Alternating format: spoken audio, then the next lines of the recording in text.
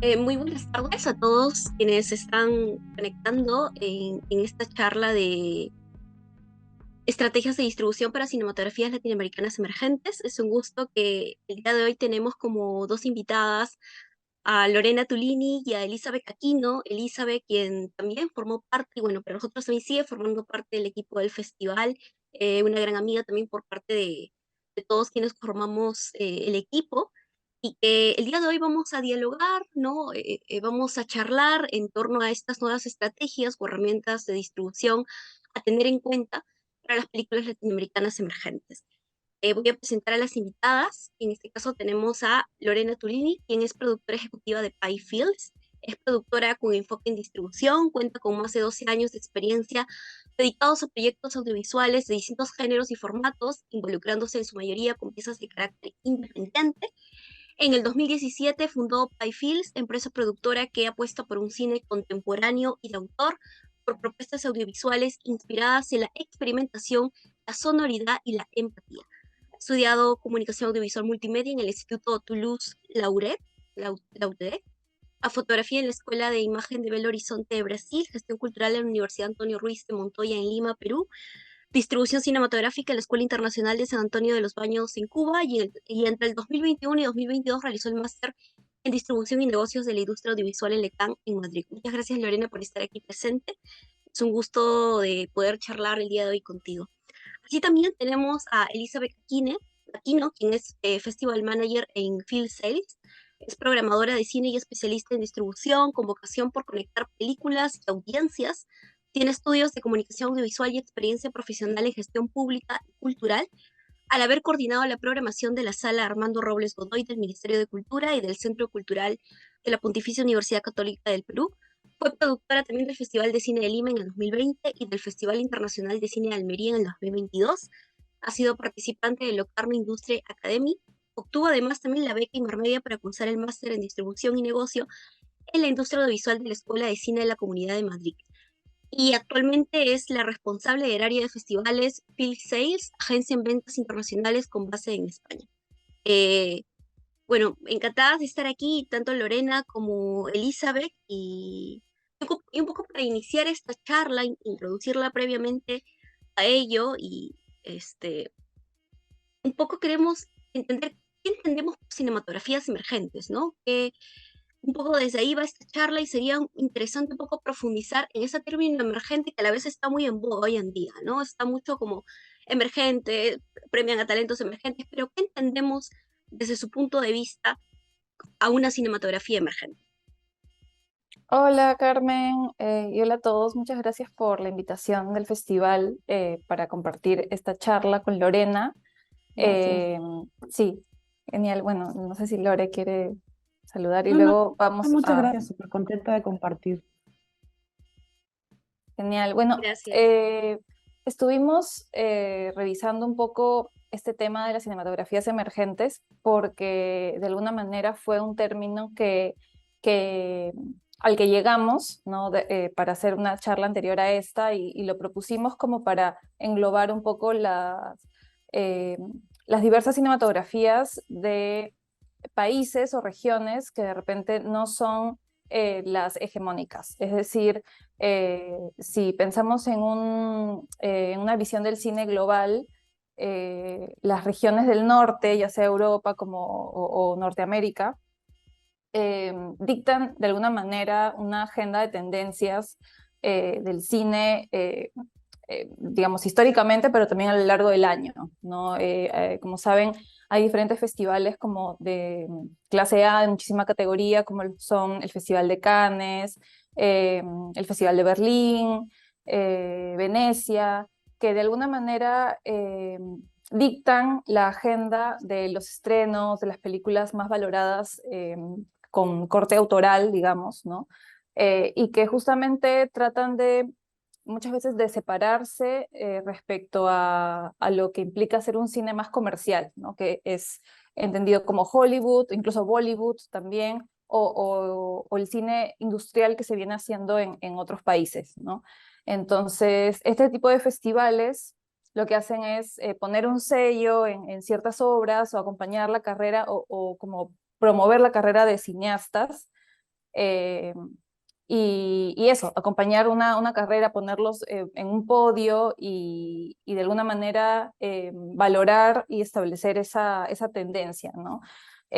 Muchas veces, y ahora le doy el pase a Lorena, muchas veces este tipo de festivales o eventos tienen una agenda política también, eso es importante tener en cuenta, eh, y recurren, digamos, también a buscar cinematografías distintas a las suyas, ¿no? Entonces, por eso también se habla de que, por ejemplo, el Festival de Cannes eh, destacó, acompañó o sacó a la luz la carrera de Api Chatpong, por ejemplo, ¿no? Entonces, él, proviniendo de Asia, de unas cinematografías que él sí era de una cinematografía emergente, porque obviamente no es el norte hegemónico, sino más bien parte del sur global, eh, pues es ahora un cineasta totalmente reconocido, valorado artísticamente, pero digamos que fue sacado a la luz, entre comillas, por Europa, ¿no?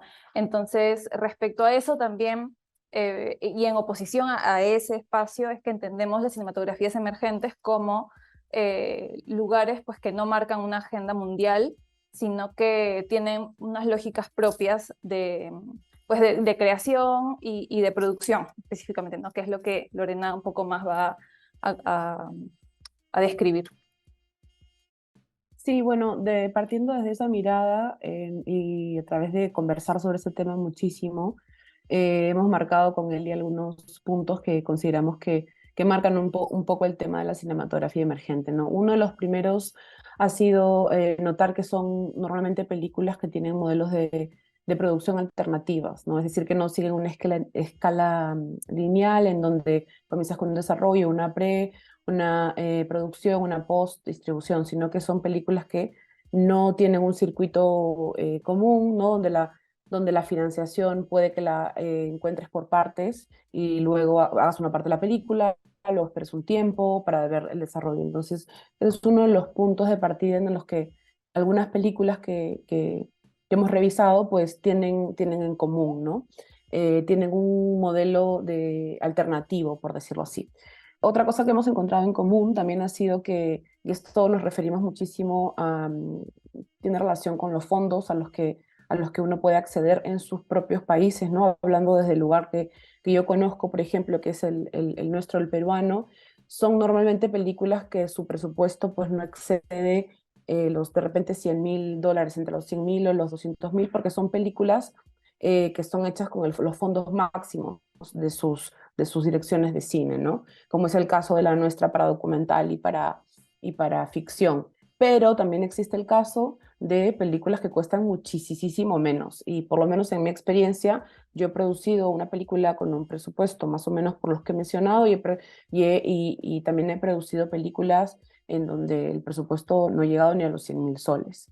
¿No? Entonces, como que dentro de ese espectro de los fondos a los que tú puedes aplicar dentro de tus propios fondos públicos, por decirlo así, ¿no?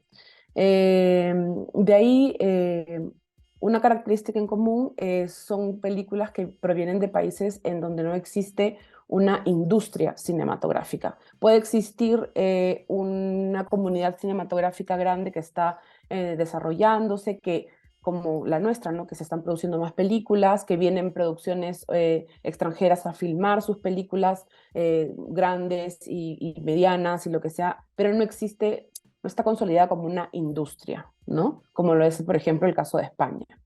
Eh, y bueno, luego también está el punto en donde que son películas normalmente con una visión un poquito más autoral, donde pueden o no incluir temáticas experimentales, ¿no? O técnicas experimentales, o una visión más como personal, ¿no? No necesariamente estamos hablando solo de cine experimental ni nada por el estilo, pero que son películas que tampoco no tienen, así como no son modelos de producción alternativos, pues tampoco no son una ficción como tal, ¿no?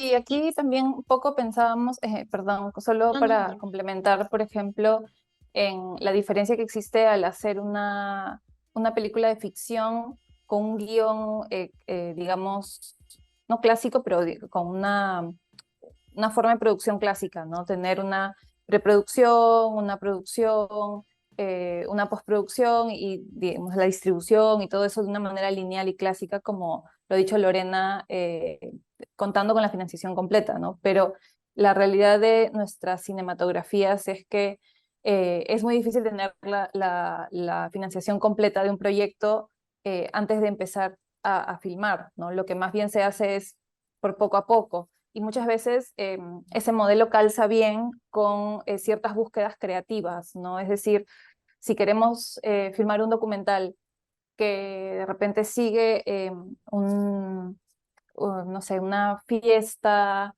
eh, qué sé yo, de alguna región del país, alguna fiesta religiosa o algún ritual que se realiza cada año, entonces tal vez vamos a grabar durante 3 años seguidos y luego recién buscar el financiamiento para hacer el montaje y la postproducción. Es decir, tiene tiempos distintos también, ¿no? Entonces depende mucho de la búsqueda autoral también en ese sentido. Y también lo pensábamos en el sentido de que a veces la dificultad de la financiación permite generar soluciones creativas o vanguardistas, ¿no? Y mucho de eso también es, digamos, el reflejo de un poco el cine latinoamericano más actual, ¿no? Que busca o que usa más bien mucho material de archivo, que usa diferentes otras técnicas para digamos, creativamente soportar la búsqueda que están teniendo, ¿no? Entonces, también es algo que va un poco de la mano, ¿no? Y creo que las cinematografías emergentes que podemos definir son la latinoamericana, sin duda, un poco global, ¿no? Con sus diferencias, pero también la africana y la asiática, ¿no? Pensando también en cinematografías como la de Irán, qué sé yo, todo el surasiático, ¿no? Que muchas veces sí llegan a tener mucho reconocimiento desde Europa, pero es como poco a poco y como de personalidades muy puntuales, ¿no? Entonces, como que de alguna manera eso es lo que pensábamos sobre las cinematografías emergentes. Muy interesante lo que comentan Elizabeth, Lorena, muchas gracias, porque sí, es algo que está hoy mucho en tendencia, ¿no? Por todos lados suena lo emergente, pero es interesante conocer esos puntos de vista para entender lo que hay, ¿verdad? Lo que se dice detrás de esa palabra emergente. Y esto me recuerda mucho a alguna frase que escuché en alguna charla, no estoy segura si fue de Miguel Litins, me parece, que decía, ¿no? Como que el cine latinoamericano podrá ser el más pobre, pero también es el más libre, ¿no? Y un poco podría tal vez resumir un poco lo emergente es también lo libre, ¿no? La libertad que tienen los cineastas, los creadores de que ante la falta de dificultad, ante la falta de recursos, ellos mismos pues crean esos propios elementos y eso al fin y al cabo da algo nuevo, ¿no? Algo disruptivo, algo emergente, ¿no?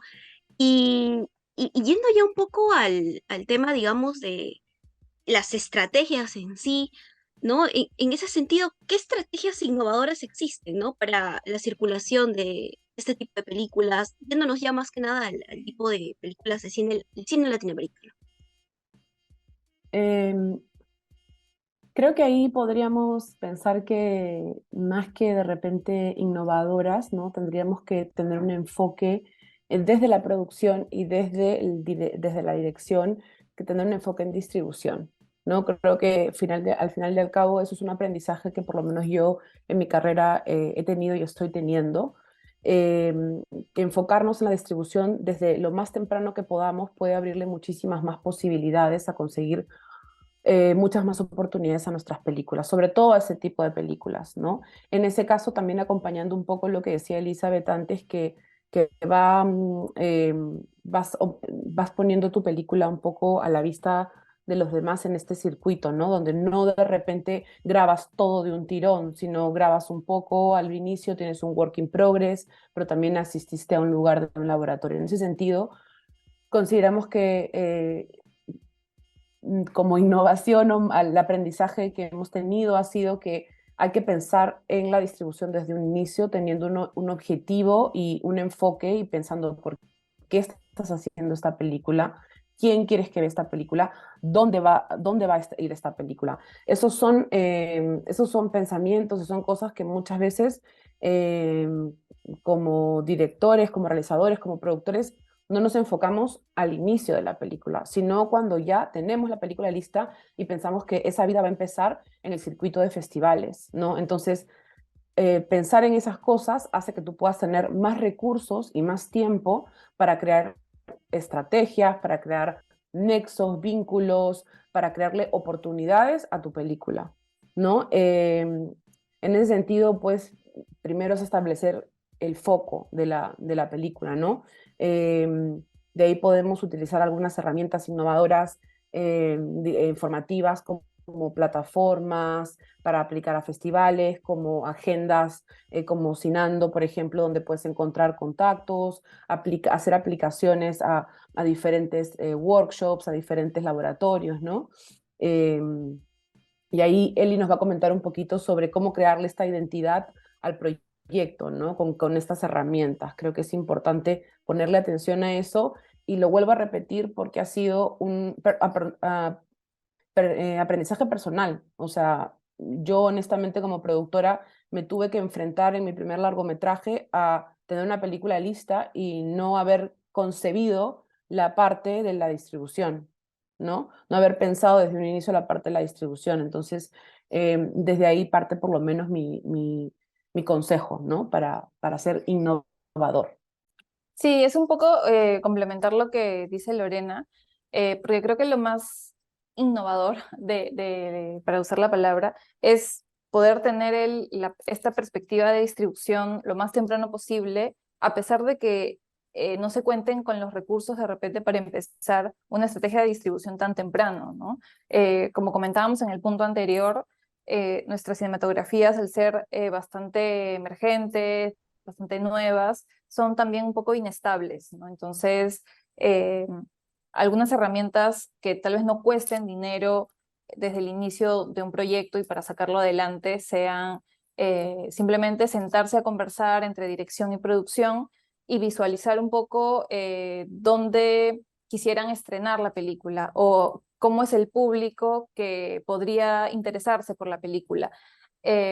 Luego también, una pregunta que me gusta mucho hacer y la hacemos digamos, algunos proyectos que tenemos con Lorena es, ¿cómo quieres que el espectador salga o qué cosas quieres que sienta después de ver tu película, ¿no? ¿Qué emoción o qué acción, tal vez, si es una película de corte social, con una denuncia o un tema político que quiere llamar a la movilización? O sea, que realmente uno pueda ver la película y decir, esta persona va a salir con esa intención, ¿no? Entonces, visualizar todo ese escenario, por más ficticio que sea, nos ayuda un poco a marcar una línea y si bien no vamos a destinar financiamiento a todo este proceso desde el inicio, porque una vez más es bastante complicado, podemos tener esas imágenes y volver a ellas para continuar con el proceso de desarrollo del proyecto, del guión o de la preproducción, ¿no?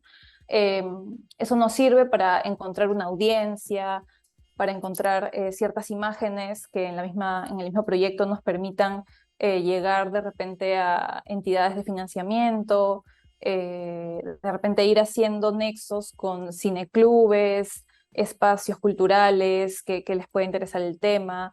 Si es un tema, por ejemplo, de LGTB, también encontrar diferentes núcleos donde pueda interesar, ¿no? Justamente vamos a hablar más adelante de esto, pero es ser creativos, ¿no? Es ser creativos, entender por qué y para quién estamos haciendo esta película y justo eso, ¿no? Que esto marque la ruta y a partir de esta información que podamos analizar dentro del proyecto, generar una identidad que sea visual también, ¿no? Hay muchísimas herramientas de diseño muy sencillos en Internet que nos permiten hacer dosieres, press kits, afiches o incluso material audiovisual eh, que van a atraer a público, ¿no? Entonces eso es como muy importante tenerlo en cuenta.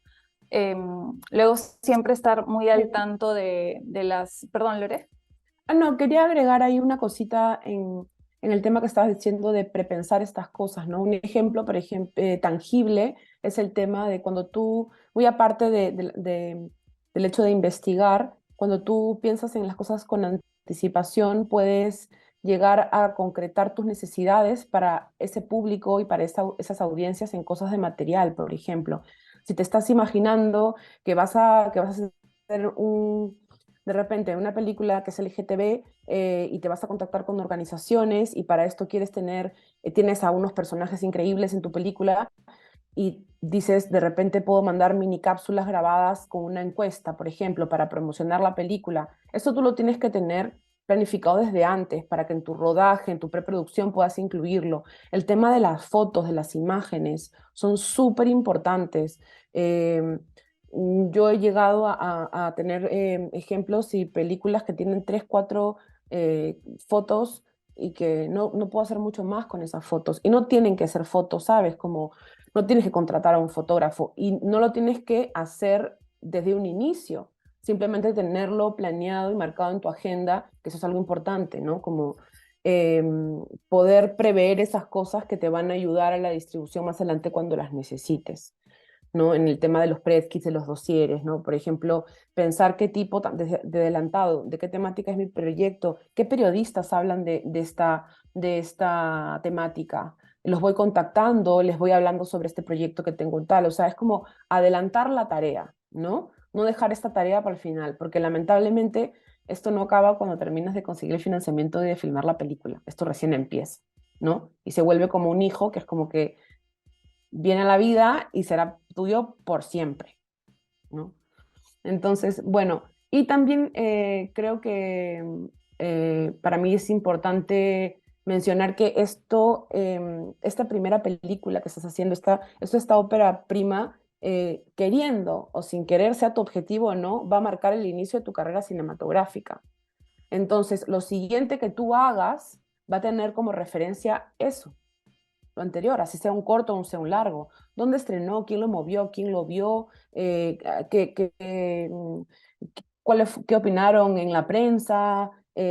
Cualquier cosa. Entonces, así es tu objetivo, sea hacer películas porque eres un rebelde y quieres hacer denuncias increíble, esto va a marcar, ¿no? Yo, por ejemplo, tengo la experiencia de un amigo que él es abogado ambientalista y con la organización en la que trabaja hemos trabajado un mediometraje y un largometraje bueno, él en sí no es director de cine, pero ya hemos hecho 2 películas, ¿no? Entonces, 2 películas que han tenido un recorrido, 2 películas, entonces creo que es importante tener esa idea de tratar de hacer la tarea antes porque esta primera obra tuya va a tener mucha importancia, lo quieras o no, ¿no? Como tu inicio de historial cinematográfico, por decirlo así. A pesar de que no siempre nuestras primeras, también es importante que en nuestras primeras películas cometemos todos nuestros errores y todo bien, o sea, yo tengo una lista gigante, ¿no? O marcada para no olvidarme. Entonces, todo bien, pero si podemos planear algo o de algo sirve más allá de esta conversación es eso. Sí, concuerdo con eso porque muchos quizá, y lo puedo resumir en algo que recuerdo que me repetía mucho en el máster de documental que llevé, es un poco de vender tu proyecto, ¿no? Independientemente de que sea un proyecto de autor o un proyecto, no sé, como para Netflix, lo que sea, igual tienes que vender tu proyecto, porque va a llegar a una audiencia, va a Ujú. llegar a un público y la gente lo va a ver y la gente quiere saber de qué va, ¿no? Por más autoral que sea. Entonces eso a veces de repente a los directores o a los realizadores en estar todo este proceso creativo de escritura les cuesta, ¿no? Les cuesta un poco de pensar que también la distribución o pensarla desde el desarrollo también es una forma creativa de cómo ir llevando el transcurso o su vida que recién empieza, ¿no? Que recién están haciendo de la película, ¿no? Entonces es Ujú. muy interesante, porque incluso también algunos como que tampoco no deben como eh, menorizar quizá algunos espacios, porque por más pequeño que pueda ser un laboratorio, igual suma para el desarrollo de tu película, para el desarrollo de tu Totalmente. idea, ¿no? O sea, no necesariamente tiene que llegar tu película o aún en desarrollo, no sé, en Locarno, en los espacios, en los laboratorios, puede estar en algún otro festival de Latinoamérica, pero la idea es que poco a poco vayas desarrollando, ¿no? Y no Sí, tener porque tú no miedo, ¿no? sabes quién está viendo, quién está Exacto. escuchando, qué programador está ahí, qué nexo hay. ¿Mm? Entonces, eso es súper importante. Y no tener miedo tampoco creo yo en postular o creer que es una pérdida de tiempo el estar llenando todas estas carpetas a veces muy burocráticas, muy tediosas, ¿no? Pero que lejos de que te escojan o no, te seleccionen o no tu proyecto, es una experiencia más, sobre todo es un ejercicio de escritura y de postular, ¿no? Y de saber que, bueno, así es un poco el medio en que vivimos, ¿no? O sea, en que es parte de vender o de que la película siga siendo visibilizada y lleve el curso que tenga que llevar, ¿no? Entonces eso es muy interesante y lo destaco para que quienes nos escuchan o estén o vayan a ver esta charla, pues lo tengan muy en cuenta porque sé que nuestro público es joven, emergente, un público que aún recién está iniciando, ¿no? Y es importante que sepan muy eso, que ningún intento es en vano, ¿no? Que se aprende del error, que es algo como ustedes nos están enseñando hoy también. Y yendo un poco también a ese perfil de realizadores, quizá un poco en el caso de películas más amateurs, ¿no? Donde muchas veces el director es productor, editor, lo es todo, como hay muchas películas en el cine peruano también, que son más que nada también obras más que nacen desde el videoensayo, ¿no? De la videopoesía.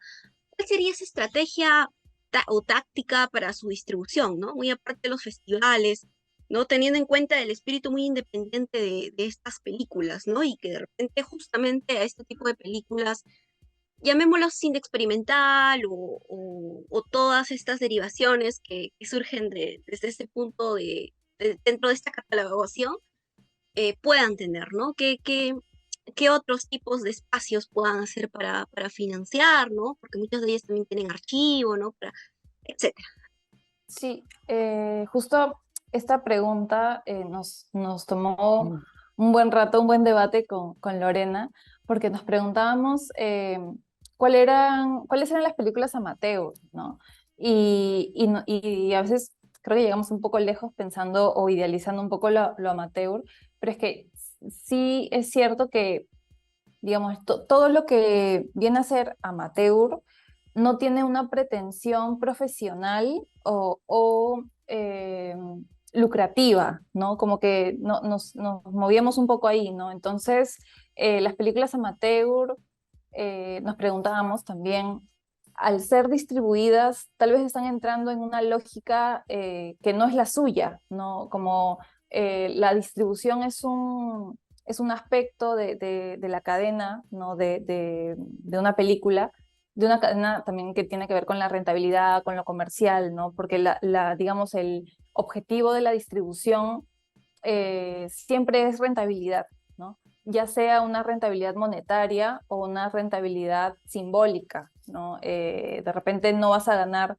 dinero con la distribución de tu película, pero estás haciéndote un nombre, estás entrando un circuito, ¿no? Entonces siempre hay algo que se obtiene, ¿no? Nos preguntábamos entonces si lo amateur estaba como muy en contraste con esta visión, ¿no? Pero al final llegábamos un poco a la idea de que más allá de eso, la distribución de ese tipo de películas, al no ser, digamos, un objeto de demanda mundial, es decir, no hay una demanda por películas amateur o películas de videoarte qué sé yo, que usan archivo, ¿no? Más bien hay una demanda mundial por películas de horror, thrillers, entonces como que es como muy distinto, ¿verdad?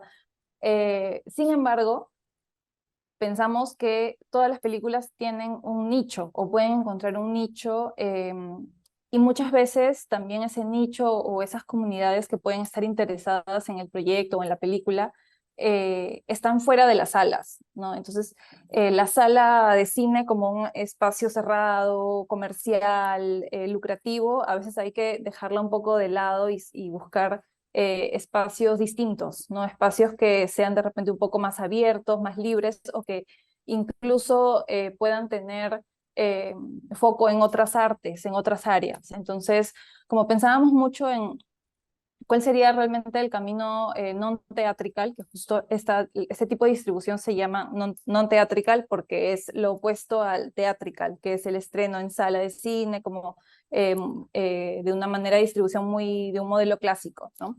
Entonces pensamos que en realidad cualquier sitio puede ser un espacio non teatrical, ¿no? Puede ser un patio, puede ser una escuela, puede ser un parque, puede ser, o sea, hasta una plataforma de una universidad que está buscando películas de ciertos temas, ¿no? Y que de repente la película que hice, amateur, con el material de archivo de mis tíos, es un tema que le interesa a alguien, ¿no? Entonces, como que con esta idea queremos decir que siempre va a haber alguien interesado, un público interesado. El tema ahí es buscarlo y ser muy creativos en dónde buscar ese público y en qué espacios también poner nuestras películas, ¿no? Tenían por ahí un par de ejemplos, no sé si Lorena quiere añadir algo antes de que pase a algún ejemplo. Sí, yo quería como recalcar el hecho de esta idea de que, claro, lo amateur puede tener diferentes interpretaciones, ¿no? O varias interpretaciones, pero en esta conversación llegamos al punto de que es algo que no es profesional ingresando a este circuito profesional de distribución. Y creo que es importante ahí mencionar que hay dos cosas o dos ejemplos importantes, ¿no? Como estamos entrando a esta lógica, el realizador, que puede ser realizador, productor, postproductor, lo que sea, tiene que tener por lo menos saber que hay ciertos códigos o ciertos temas que tiene que tener en claro. Por ejemplo, uno es el cumplimiento de la cadena de derechos. Si tú pretendes que tu obra amateur, que hiciste con tu material de archivo, que no tenía más pretensiones de no sé qué, si tú pretendes ya sacarlo e ingresarlo digamos, a festivalearlo o a querer venderlo a alguna plataforma que compre para educativo o alguna universidad, tienes que tener en cuenta que tú tienes que tener la cadena de derechos, ¿no? Es decir, tienes que tener la sesión libre de imágenes, la de música, si tienes, por ejemplo, una obra realizada como un videopoema, donde tú recitas el poema de alguien, donde tú utilizas el poema de alguien, tienes que tener los derechos de eso, porque esos derechos son, cuando tú lo vendes, el distribuidor, la persona que lo compra, la empresa que lo compra, asume que tú los tienes. No, en muchos casos no te lo pregunta directamente porque es una institución profesional de la industria, ¿no? Y si no los tienes y hay algún problema, pues va a ir hacia ti de regreso, ¿no? Quizás en algunos festivales especializados con material de archivo o en otros festivales muy pequeñitos, pues no haya problema hasta ese límite, pero cuando ya pasa a otro nivel, a otro sector, y eso igual es conveniente para tu, digamos, tu línea, ¿no? de carrera, pues sí los tienes que tener, ¿no? Especialmente en música y especialmente en imágenes. Yo lo he visto, yo programaba hace mucho tiempo un programa que pasaba cortos en televisión pública y pues habían muchas obras de personas que hacían sus cortos en todo el Perú, que lo mandaban y de repente había una escena con una canción de los Rolling Stones. Entonces, mm, no sé si tienes los derechos de la canción de los Rolling Stones, no lo sé, lo dudo. Si los tienes en buena hora, ¿no? Pero veniendo desde donde venían las obras, pues no era así. Lo mismo, y otra idea que también es importante ahí es con el tema de la parte no solamente era de los derechos, sino de los formatos y de las calidades, ¿no? Tú puedes grabar tu corto con tu teléfono, que lo vas a pasar, lo vas a colgar en YouTube o lo vas a mandar aquí, pero de repente si tienes alguna pretensión un poquito más ahí con esto, con este corto, con esta obra, pues de repente prestar atención o haber revisado dónde quieres llegar, en qué material lo piden, en qué formato lo piden. En la mayoría de aplicaciones de festivales, por ejemplo, que es un punto inicial te preguntan en qué formato está, en qué aspect ratio, entonces tener eso en cuenta con esta lógica digamos, de lo amateur, ¿no? Como vuelvo a repetir, está ingresando a un sistema y a una lógica industrial y comercial, ¿no? En ese caso. De ahí, perdón. No, sí, lo que iba a decir era que si bien está entrando y a una lógica comercial, ¿no? de distribución o no, está bueno saber cómo funciona la parte más comercial para saber hasta dónde quiero yo llegar, qué es lo que puedo hacer con la obra, qué posibilidades tengo, si por ahí puedo venderla incluso a alguna plataforma, que existen muchísimas, o sea, creo que para cine autoral, Movie, Filming, Da Films son como referentes, pero aparte de esas hay muchísimas otras más regionales, de repente por países, que pueden tener un trato mucho más directo y personalizado y horizontal, ¿no? Con creadores más jóvenes. Y nada, perdón, Lore, sí. No, no, y en eso, bueno, era eso básicamente, ¿no? Revisar, por ejemplo, ser muy preciso en revisar las secciones de los festivales, ¿no? Como que hay festivales muy específicos y dentro de esos festivales temáticas, películas de 2 minutos y medio, películas que tengan un perro, películas que se grabaron en la punta de una montaña. Es que de verdad, de repente no lo tenemos tan claro y también a eso viene la construcción de cuando imaginamos dónde y para qué queremos nuestra película, ¿no? Un Ujú. poco así. Y otro punto era que también se pueden, como mencionó Eli, acercarse más a la parte autogestionada e independiente, de repente decirle a una ONG, con una asociación, con el vecino de tu casa, tu abuela, tu tío, decirle, oye, voy a hacer este evento, quiero poner mi película, invitado a tal, o sea, también puede acercarse hacia ese otro punto, ¿no? Claro, también teníamos todo un tema con, por ejemplo, encontrarle espacios no comunes o no tan normales a una película, ¿no? O a un cortometraje, qué sé yo. Y justo la otra vez me pasó que me pidieron un cortometraje para pasarlo en una pequeña muestra de cine en Londres que acompaña el Pride, ¿no? Todas las comparsas, toda la marcha del Día del Orgullo en Londres, que tiene de muchísimos años y es gigantesca y todo, tenía entre sus actividades artísticas, que había música, performance, qué sé yo, una muestra de cine. Entonces, imagínense un corto LGTB, cuántas posibilidades de distribuirse tiene en cada país donde tal vez hayan actividades en el marco del Día del Orgullo, ¿no? O sea, muchísimas. De repente ahí es empezar a buscar, contactarse, decir, mira, tengo este corto, lo subtitulo, entonces es una posibilidad. Otra es, por ejemplo, que existe una tendencia que a mí me encanta, que es hacer los videopoemas o la videopoesía. ¿Cuántos espacios en ferias de libro, ferias de poesía a nivel mundial existen donde de repente a alguien se le ocurre hacer una pequeña muestra donde tal vez no pagan mucho, o no pagan, pero es una circulación? Por ahí tu película que hiciste sobre tal poeta que te encanta y todo, puede exhibirse en Hungría o en Alemania. Entonces, como que creo que encontrar y buscar creativamente estos espacios nos sirve mucho, ¿no? También hay toda otra vertiente de, algo que comentábamos antes, era universidades, colegios, escuelas de todo el mundo donde buscan también material de estudio, ¿no? Y muchas de las obras que se hacen en Perú y en Sudamérica tienen vetas antropológicas o sociológicas y pueden entonces interesar mucho para investigaciones, ¿no? Entonces también salir un poco de la sala de cine es como abrir un mundo de posibilidades para la distribución también. Muy interesante lo que comentan, ¿no? Porque incluso esa forma de distribución alternativa, ¿no? Donde no necesariamente tiene que salir en salas, ¿no? Independientes, sino también distribuyéndose en colegios, en universidades. Es una forma de acercar el cine también a las aulas, ¿no?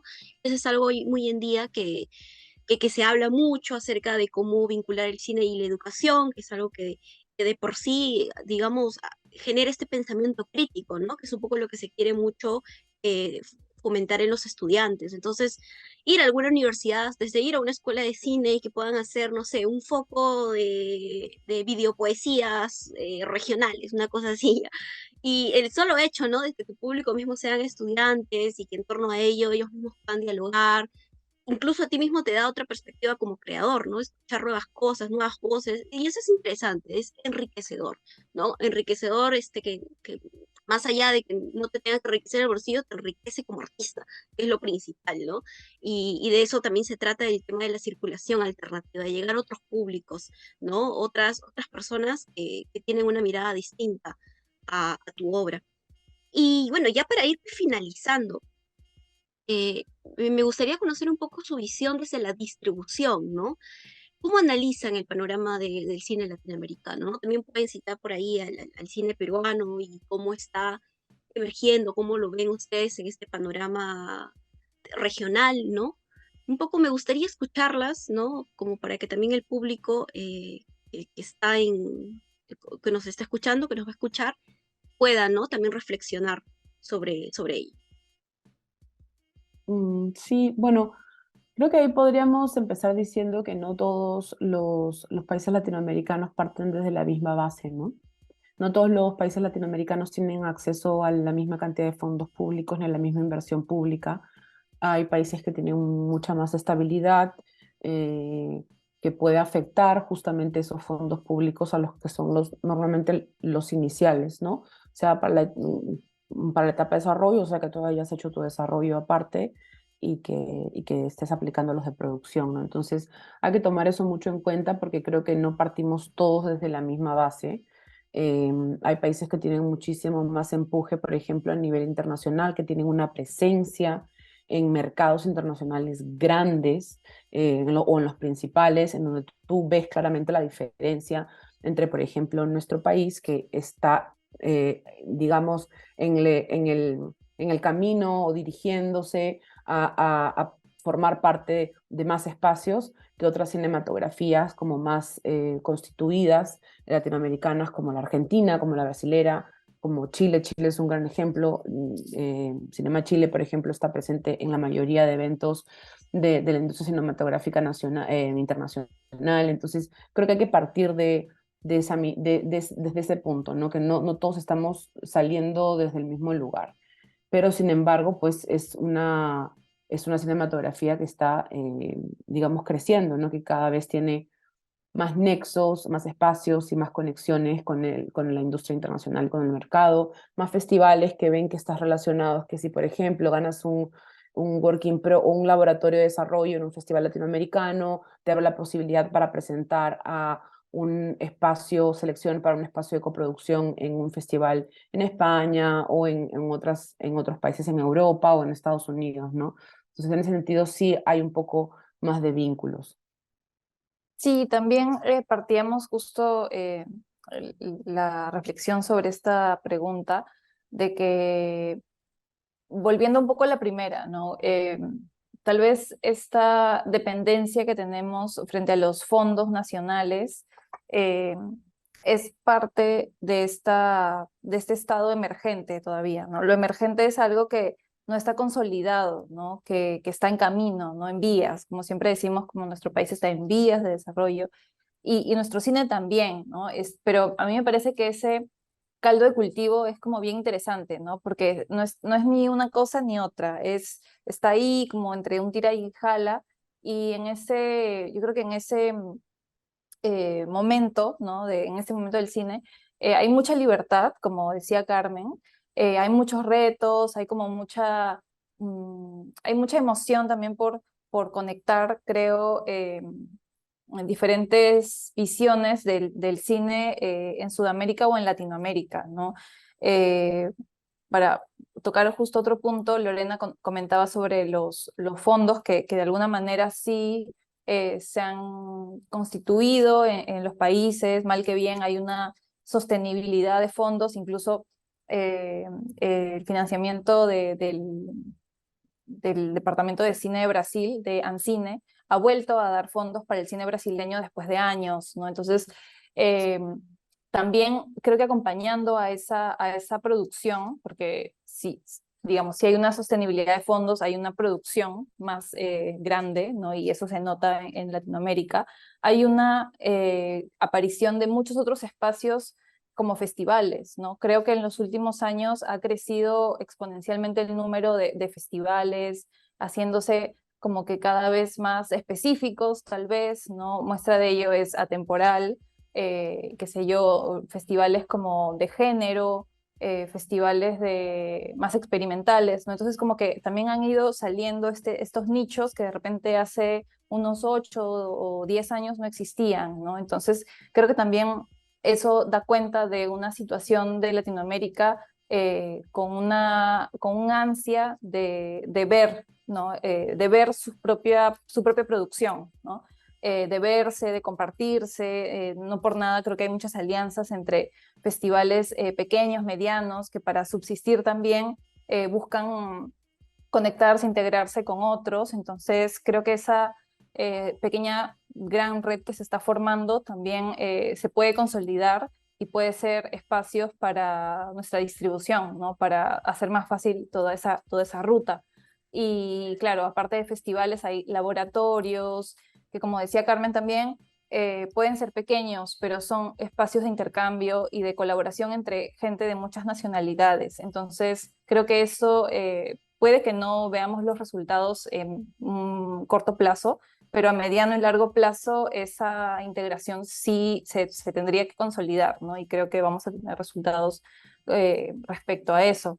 Eh, y sí, ¿no? O sea, más allá de la relación que tiene Latinoamérica o el cine latinoamericano con el cine hegemónico del norte, creo que hay una cosa que se está consolidando y cocinando aquí, ¿no? Y bueno, también en el intercambio con espacios de renombre que también tienen una visión muy particular sobre el cine latinoamericano. Y ese era otro debate que nos surgía con Lorena, ¿no? De qué es cine latinoamericano para nosotros y qué es cine latinoamericano para, no sé, festivales de Europa, ¿no? Por decirlo de manera general. Eh, y nada, ese es un poco lo que habíamos pensado sobre este punto que daría muchísimo más para conversar, la verdad.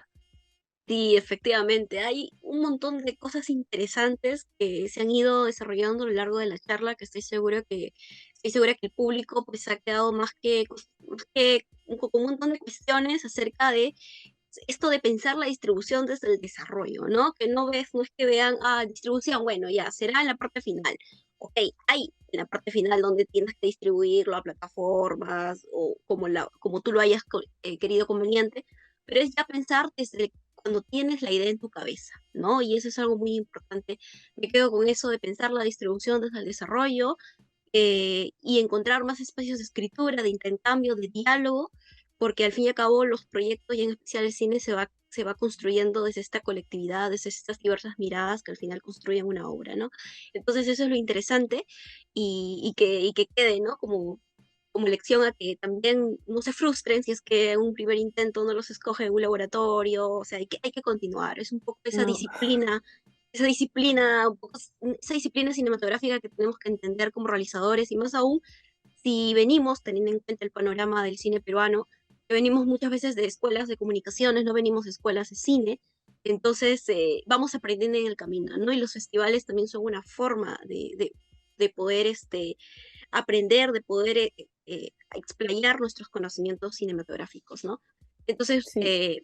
bueno, muchísimas gracias Yo Lorena. quería, Sí, perdón, sí, Carmen, por supuesto. quería dar una última cosita que creo que tenía que apuntar y que es importante como consejo para cuando estás en esa búsqueda de distribuir, era miren y busquen películas que son sus referencias o donde quieren llegar y revisen el circuito y la ruta que tienen esas películas, qué festivales han estrenado, quiénes las han distribuido, quién las han apoyado, eh, dónde se han presentado, ¿no?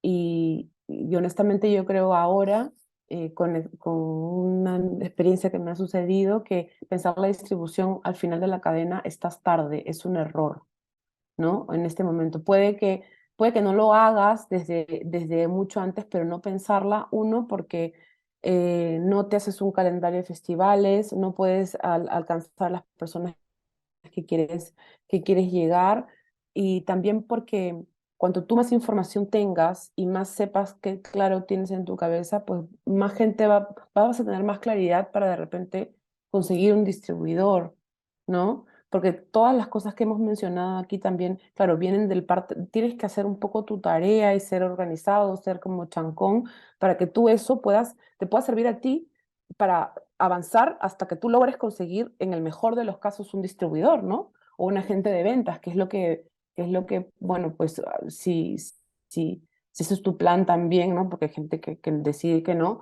pues llegar a ese punto, ¿no? Entonces, mirar estos espacios y analizarlos, ¿no? Como eh, quiénes están, qué otras relaciones tienen ciertos espacios de desarrollo creativo, ¿no? Con qué otros festivales o muestras se está juntando el Festival del Cine de la Montaña? Con qué, o sea, hacer a ver, es mucha información, pero cuanto más se pueda acercar a tu película, a tu visión, a lo que tú estás viendo, pues muchísima más información y oportunidades va a tener tu obra, ¿no? Y como es una tarea que lleva tiempo, pues mejor avanzarla desde el inicio. Completamente de acuerdo, Lorena, y muchísimas gracias por todo lo compartido el día de hoy. De igual manera para ti, Eli, muchísimas gracias también a quienes escuchen este diálogo, porque de hecho es muy enriquecedor. Es como ha sido un podcast exclusivamente muy cinéfilo, donde hemos hablado acerca de la reflexión de las películas. Desde que cuando concebimos una idea y cómo esta la debemos pensar para seguir llevándola por el camino correcto, ¿no? Y saber hacia dónde va tu película, que es lo interesante. Y bueno, y ya como ustedes comentaban acerca hacia dónde va el cine latinoamericano, o qué es cine latinoamericano, tanto para los latinoamericanos como para Europa, nuestra próxima sesión va a ser justamente sobre una charla interesante con Latam Cinema y Guayaba, con los fundadores de ambas organizaciones, para conversar acerca de estos espacios de distribución del cine latinoamericano en Europa, ¿no? Así que bueno, más que invitados para estas sesiones virtuales, pero que en lo mucho tratamos de que sean lo más didácticas y tratar mucho de que sea más un diálogo más que una entrevista, ¿no? Así que muchísimas gracias Lorena, muchísimas gracias Eli por compartir este espacio y bueno, Gracias, los Carmen. invitamos a seguirlos en nuestras redes como a Temporal Festival y nada, seguimos conectados a todas las actividades del festival. Muchas gracias. Gracias. Gracias. Es el festival. Bye.